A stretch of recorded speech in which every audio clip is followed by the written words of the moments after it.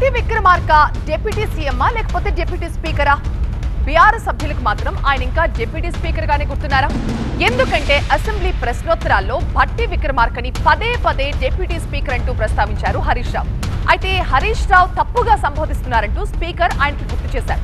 గుర్తు చేసిన తర్వాత మళ్లీ హరీష్ రావు డిప్యూటీ స్పీకరే అన్నారు. ఆ తర్వాత భట్టి విక్రమార్కను ఉద్దేశించి కొన్ని కీలక వ్యాఖ్యలు చేశారు హరీష్ రావు.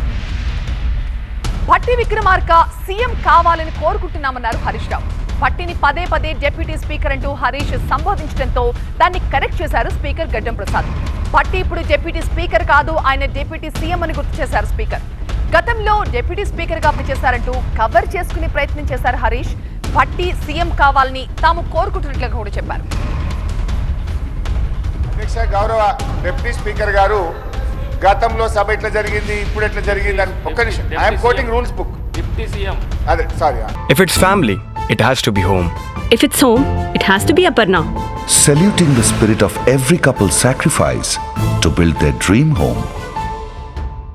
సీఎం అవుతారేమో ఫ్యూచర్ లో, మంచిదే కదా. We want him to become a CM. అయితే అధ్యక్ష హరీష్ రావు గారు మీరు మాట్లాడుతూ డిప్యూటీ స్పీకర్ అన్నారు. డిప్యూటీ స్పీకర్ కాదు, డిప్యూటీ సీఎం అని ఓకే. గౌరవ డిప్యూటీ సీఎం గారు ఇంతకుముందు వారు డిప్యూటీ స్పీకర్ గా పనిచేసినారు. మాకు పాత మిత్రబంధం ఉంది వారికి నాకు.